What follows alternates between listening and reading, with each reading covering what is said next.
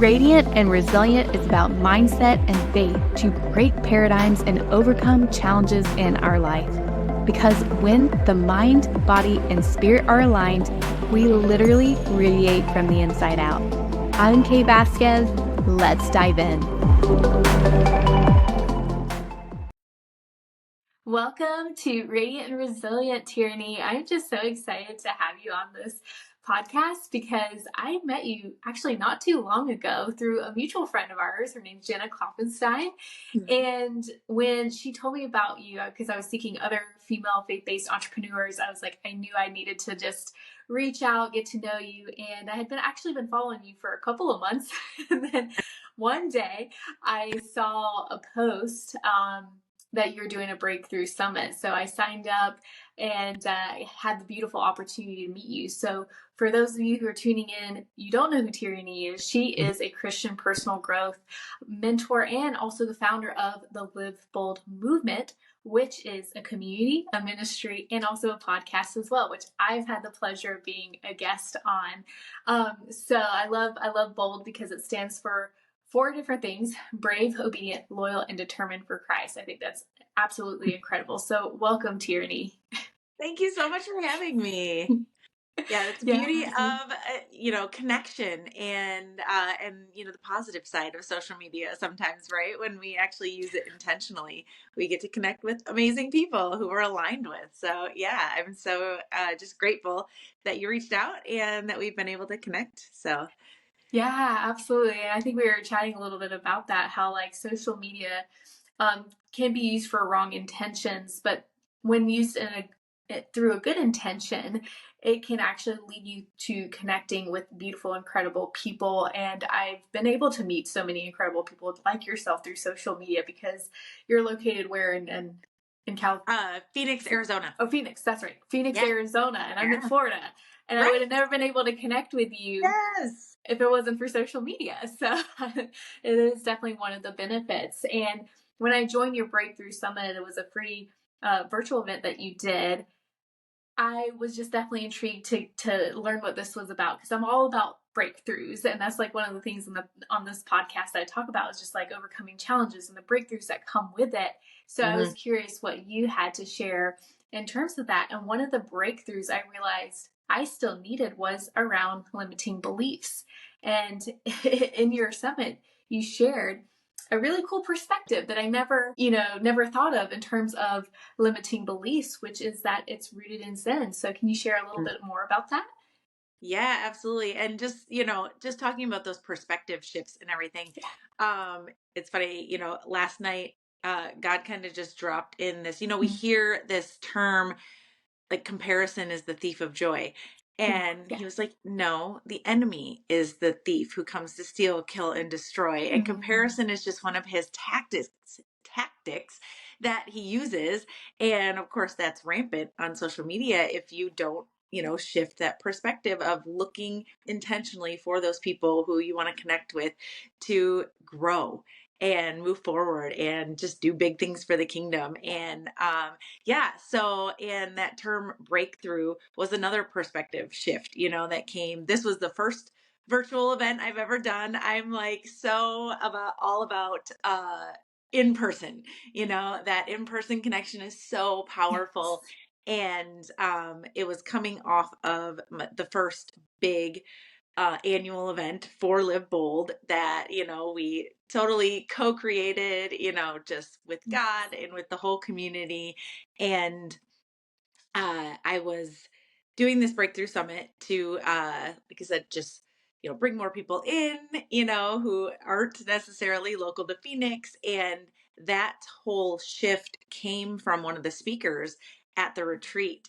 And it's so funny because almost every single speaker who was up there was like, oh, I'm not even using my slides. God totally like wrecked my, this is Holy Spirit led, the whole thing. Oh, and it was literally a conversation that she was having with my husband on the setup day. Like we were all there, the day before the big event and setting up our tables and setting up all the things. And she started having this conversation about limiting beliefs with him. And God just dropped in that whole like we have talked about with any kind of physical ailment in things, that there's always a root cause, right? And with these limiting beliefs, that's the surface thing. And then there's actually a root sin there, whether, a lot of, uh, fully admit that a lot of them are pride for me. We are a lot Yeah. of, we talk about being afraid of our success, and it's like, that's really just pride, right? And yeah, just these things that we think are holding us back. And it's like, okay, if we can take those back to scripture and say, like, okay, what is that place where I'm falling short? Because that's what sin is, right? Sin is, we hear this word and we have this negative connotation. We think it's so condemning. It's really not. It's just this falling short of the perfection, which we all do, you know? Exactly. Absolutely. And it's so crazy because I found myself at one point like striving for perfection, to be more like Jesus because Jesus was perfect, right? So it's like, okay, how can I be more like Jesus? And he was perfect. But then I realized like I'm never going to be perfect, and that's okay. That's why Jesus came, to remove all of that. But it's true. It's just like being able to get to the root, to look, and have faith and courage to do that, because it's not always easy. When we have these limiting beliefs come up, I recognize same thing when you share that a lot of the common limiting beliefs that I have, also a lot of my clients have, is I'm not enough or I'm not worthy.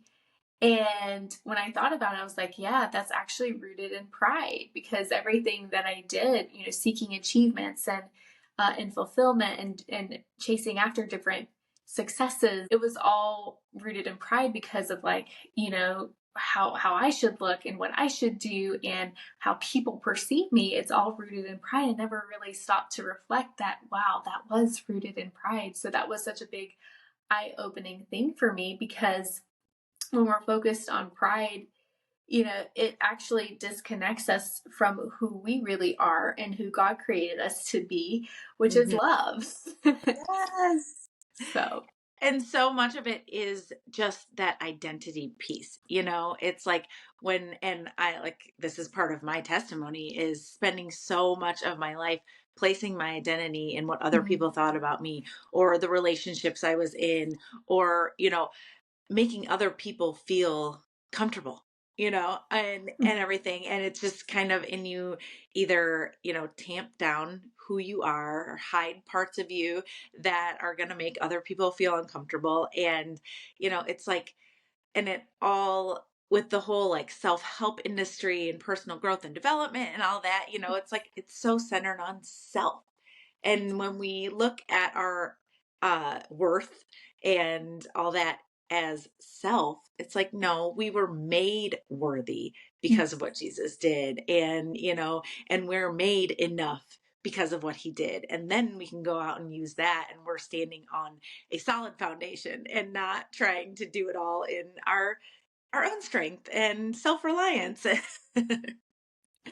exactly. Absolutely. Yeah. I really want to speak to that because I think that's really important. Because when you were sharing a little bit about your journey, when I first met you, I'm like, oh my goodness, like we have such a similar journey, going into personal development, entrepreneurship, where, yeah, there's so many strategies and things that are centered around self. And like, I did this.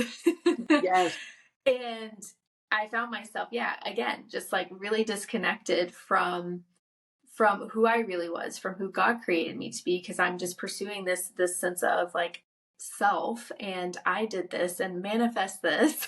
And that's another thing. It's like everyone's big about manifesting your dream life and achieving all these worldly desires. And when it got to a point when I was just seeking all these achievements, I hit rock bottom because I was seeking financial success so I can have the life that I wanted, and all of a sudden I found myself in debt, and I had to really check in with myself. But then I also, it humbled me. It made me like really seek God in that moment, because I realized I had not been seeking him. I had been putting everything first instead of him, including Yep. myself.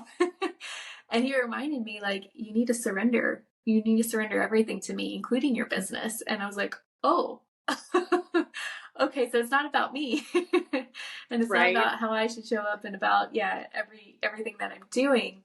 And it was such a humbling moment because, yeah, it's so easy to get caught up in, this manifestation and seeking achievements, for yourself, but for what? Mhm. I for me, I realized I was trying to fill a void that only God could fill. Yep.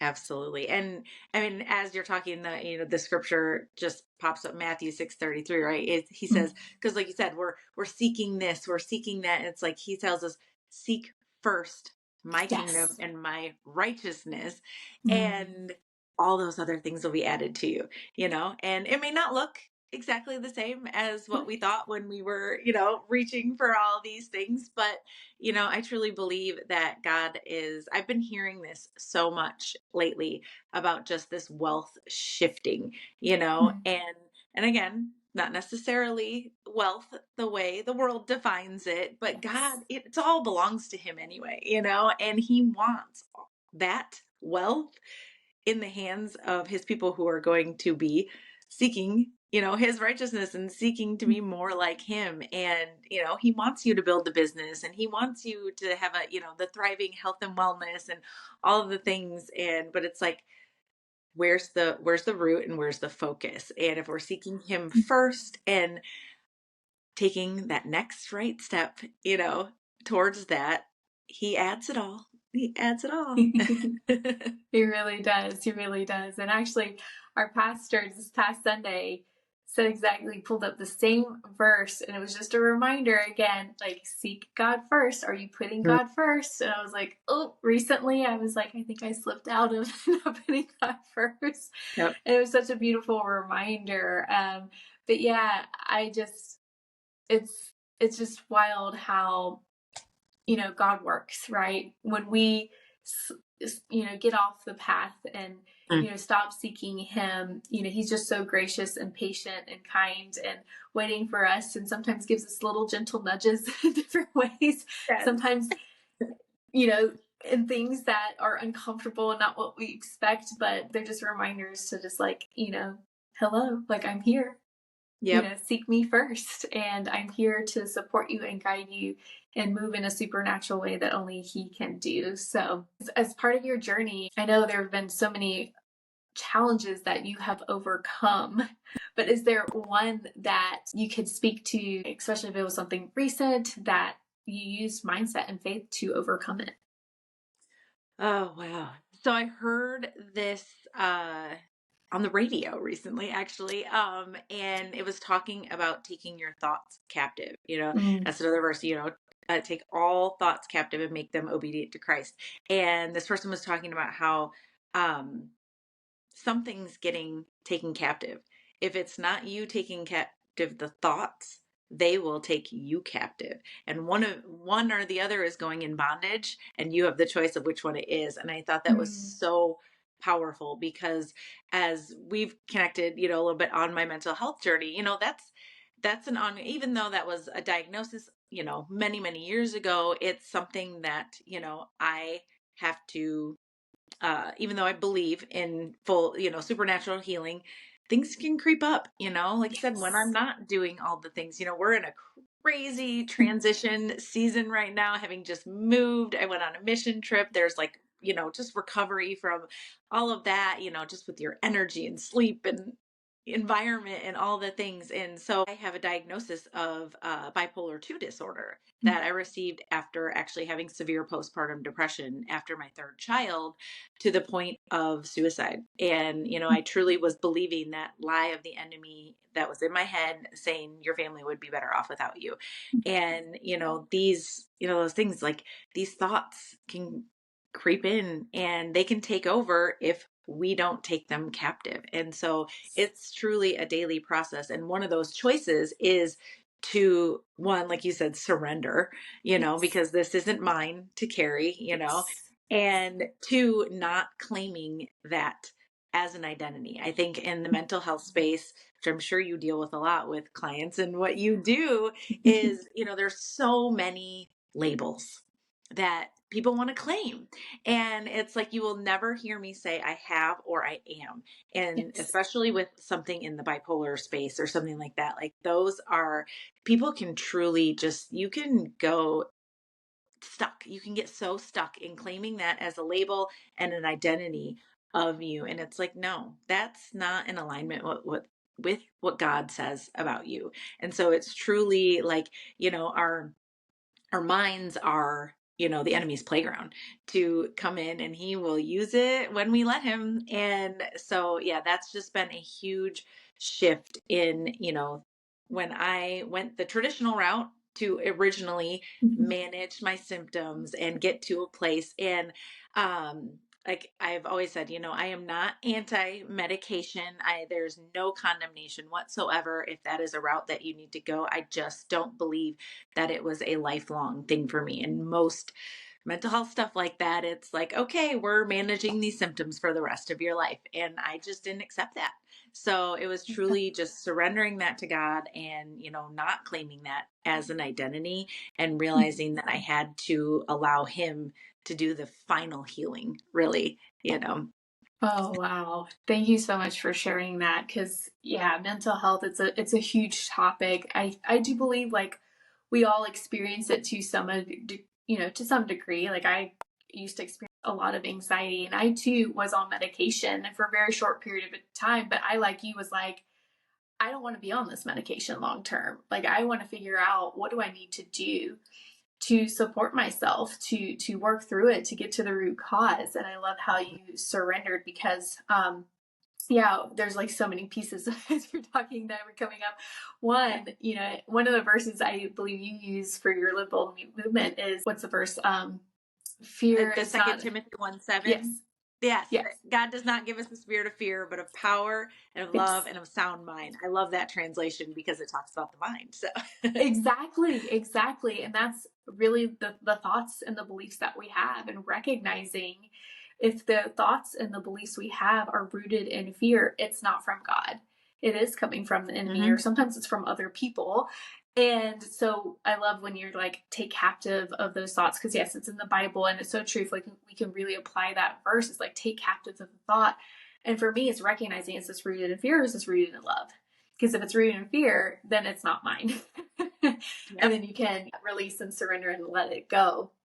Um, but also, just talking about the identity piece is huge, because this is something I also work with my clients, because they come to me with all these diagnoses. And I truly believe the reason why there's a diagnosis in the first place in the medical field is just so they can bill insurance and get reimbursement. But the problem is that people now take that diagnosis on as that's who they are. hmm And I really work to help people detach from that, because it's like, no, you are not your diagnosis. So I love how you recognize, like, yeah, even though I was diagnosed with bipolar, that is not who I am, because hmm that's not who God says I am.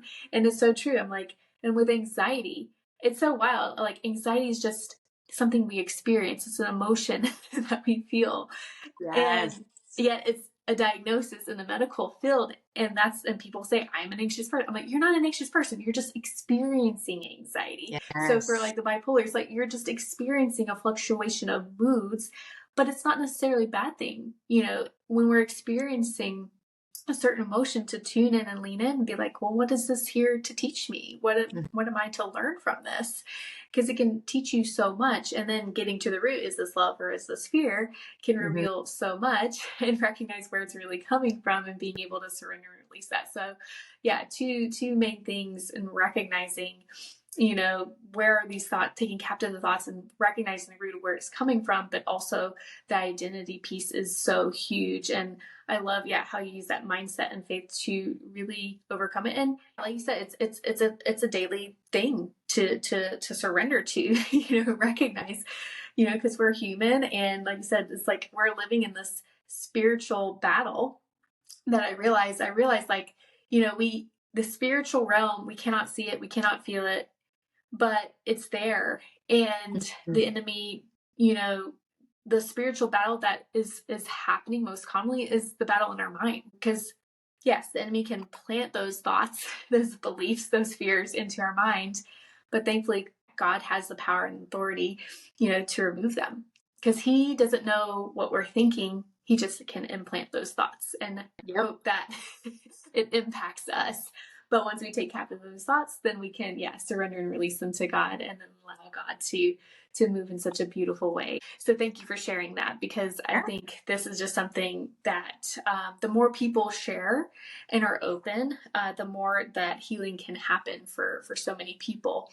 And what is one of the lessons that you learned on this mental health journey?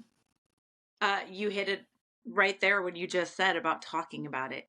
That Mm, was the big thing when it was like, most people, and especially like a generational thing, I can't tell you, like my parents and, older family and stuff, when I just started sharing this stuff on social media, like, just talking about having this diagnosis, like this was like something that you don't talk about, and we don't share with the world. And it's funny, that's kind of why I didn't get help, professional help, mm, until almost 20 years later. I was experiencing these symptoms for ever since late teens, early 20s, and I was 36, I think 37, when I yeah. finally went to a doctor, and I had to hit a certain point. And that was the thing, the minute I started sharing it, one, it released the shame of it. Mm, There was just one of the main things that I teach through my community and platform is releasing the shame, because that's where the enemy wants you to stay.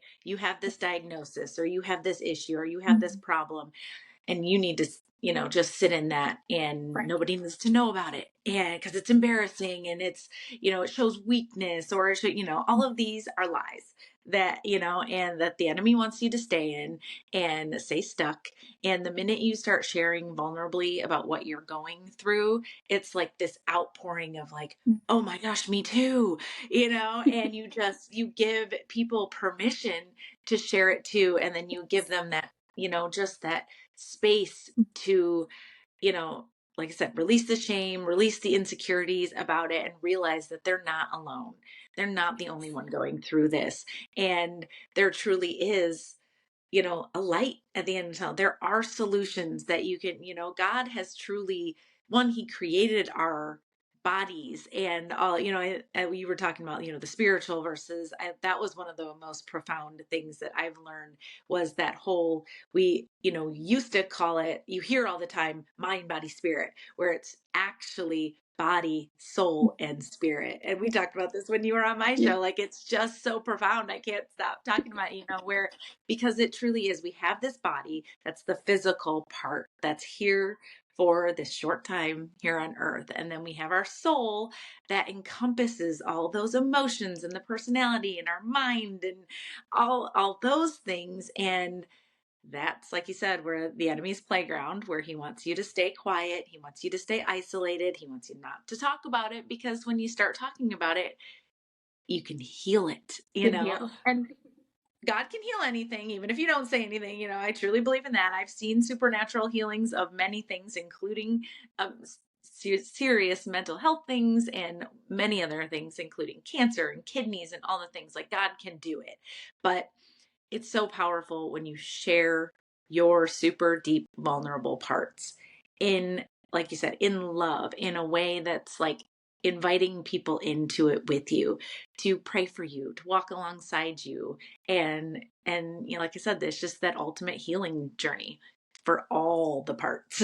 Yeah, it really is. It really is such a beautiful healing journey. And thank you for sharing that, because I'm sure there's someone listening today that is feeling a lot of shame and a lot of guilt, holding on to so much, afraid to share because of what people think of them. But at the end of the day, it doesn't matter what other people think. And if they do judge you, they're not the right people to be in your life anyway. And Yep. so sometimes we need to let go of those people, and when you do share, you're going to find the right people and know who's really there to support you and love you. Because, that's, yes, God is here to love us and support us, but He also is sending the people in our life to also support us. And because we're not meant to do life alone, we're not meant to hold on to these things alone.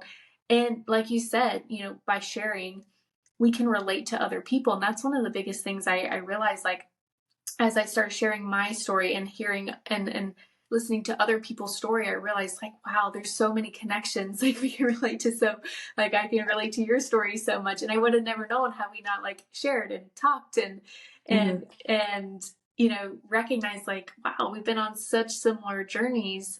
And you can also help someone who hasn't had that help, who hasn't received the guidance, who hasn't received the support. Be like, I've been there before.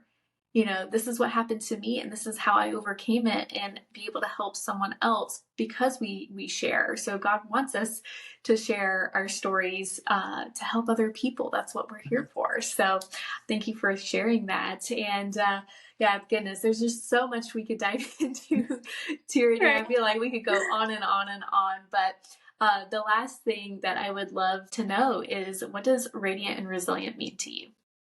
Oh, wow. Oh, we've hit on so much of this already, but what just dropped in is just that verse, and I'll probably quote it wrong, but that's okay. Just that we are meant to be a light on a hill, right? Mm-hmm.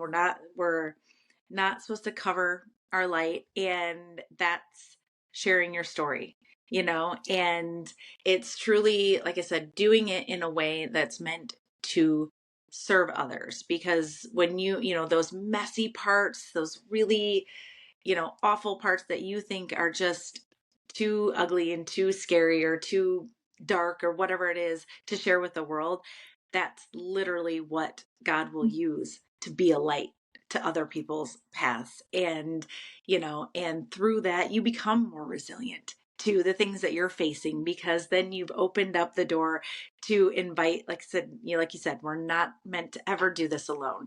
We are, God first, but He created us to be in fellowship and do life with others. And that includes the good parts and it includes all the bad parts. So it's sharing your story, sharing your testimony, allowing God to use it to serve others and walk alongside those people as you go. Amazing. Oh, thank you so much. Yeah, be that light on the hill. That's what we're here. We're not meant to hide our light from the world. No, by having that courage, being vulnerable, we get to shine and share our light with others, which can then give other people permission to shine their light as well. So thank you so Mhm. much for sharing that, Tierney. For those who are listening, want to learn more about you, the Live Bold movement, where can they find you? Yes, absolutely. So I mostly hang out on Instagram. That's probably the best place. And I have the at Tierney Shirrell, and then also the at live.bold.movement is the community page. There's a community Facebook page as well, Live Bold Movement. And yeah, we just actually started our very first round of the Boldness Builders Academy. So it's a 12-week mentorship program that just kicked off. So there's information on there for, there'll be future rounds, to find out a little bit more. This round is closed, but definitely some more things coming. And the next Live Bold retreat is already in the works. So dates aren't released yet, but everything can pretty much be found under my website, which is tierneyshirrell.com. So, and the podcast as well, which is also titled Live Bold Movement. So Yeah, all awesome. the things. Yeah. Yeah, and I will definitely include the links to all of those in the show notes so you can find her, reach out, connect, also subscribe to her podcast as well. I'll post the link to our episodes so you can take a listen to that. But yeah, go give her some love, leave a review, subscribe, and also just thank you for your time, Tierney. This was absolutely amazing. So many takeaways and gold nuggets from our conversation today. So thank you again for being a guest and coming on. Oh, I'm so grateful for you having me. Thank you.